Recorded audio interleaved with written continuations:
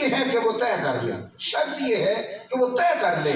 بس سمجھ لیں آپ بات، اگر آپ طے کر لیں گے نا کہ ادھر نظر کرنا میرے لیے گندا ہے، اس طرف جانا میرے لیے برا ہے، اس طرف جانا میرے لیے برا ہے، جب آپ طے کر لیں گے تو دروازے تو سارے بند ہو گئے تھے، پر حضرت یوسف دوڑ پڑے۔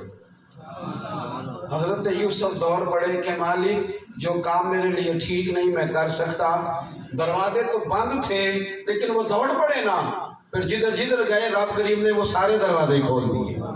شرط یہ ہے کہ آپ طے کر لیں کہ یہ چیز میرے لیے ٹھیک ہے۔ ہمیں ترمذی شریف میں ایک حدیث ملتی ہے، ذوالکفل نام کا ایک شخص تھا، بڑا مالدار تھا۔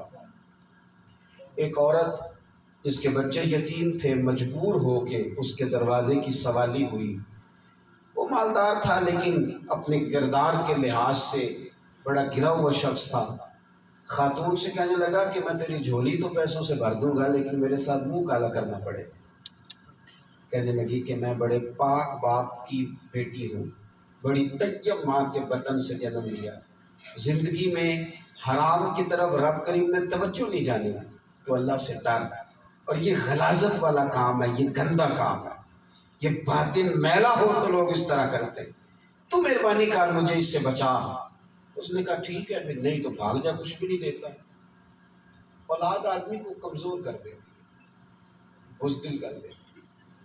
بہت سارے اداروں کے سربراہ سمجھتے ہیں کہ ہمارا ملازم اس لیے جھڑکیاں کھا رہا ہے کہ یہ کوئی نکما آدمی ہے یا یہ کوئی گرا ہوا شخص ہے۔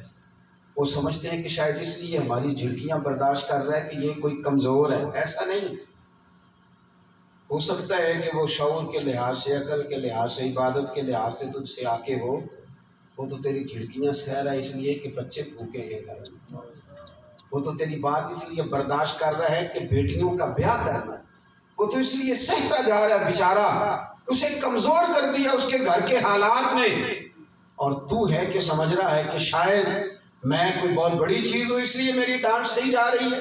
عزیز دوست، وہ خاتون ٹوٹ گئی، اس نے کہا کچھ نہیں دیتا، واپس گئی تو بچے رو رہے تھے، مجبور ہو کے لوٹ آئی، آ کے کہنے لگی ٹھیک ہے میں تیار ہوں پر میرے بچوں کو روٹی دے دے۔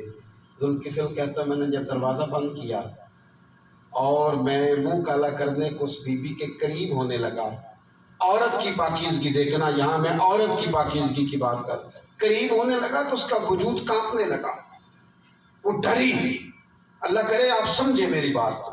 ایک مثال میں دے چکا ہوں کہ انسان کا ذہن بن جائے کہ گند ہے، پھر وہ قریب کبھی جا سکتا نہیں۔ اگر ذہن بنا لیا جائے، ذہن میں طے کر لیا، وہ بھئی ہمارے بچوں کو تو جو طے ہو جائے نا کہ یہ سبزی میں نے نہیں کھانی، تو آپ جبرن کھلائیں تو وہ نہیں کھاتے، وہ کیا کر دیتے ہیں، آپ کھلا کے دکھائیں نہیں کھاتے، وہ کہتے نہیں کھائی جاتی، بھئی کیا کریں، مجبوری ہے۔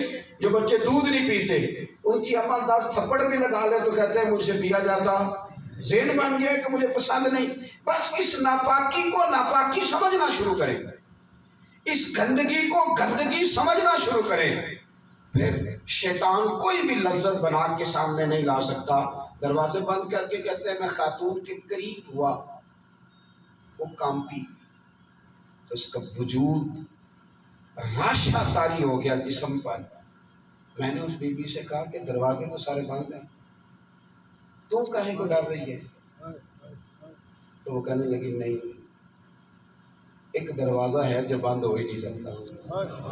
کہا وہ کون سا دروازہ ہے؟ کہنے لگی وہ میرے رب کریم کا دروازہ جو کھلا رہتا ہے، جو بند نہیں ہوتا۔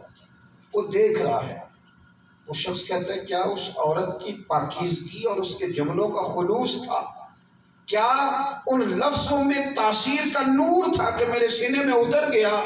میں نے کہا تو عورت ہو کے رب سے اتنا ڈرتی ہے تو میں تو اللہ نے مجھے مرد بنایا ہے، تجھ پر فضیلت دی ہے۔ دروازہ کھول کے کہا جا تو آزاد ہے، اور پھر سجدے میں رکھا، توبہ کر کے کہا مالک پچھلے معاف کر دے، تو دلوں کے حال جانتا ہے، آئندہ یہ کام نہیں کروں گا، اللہ بڑا کریم ہے۔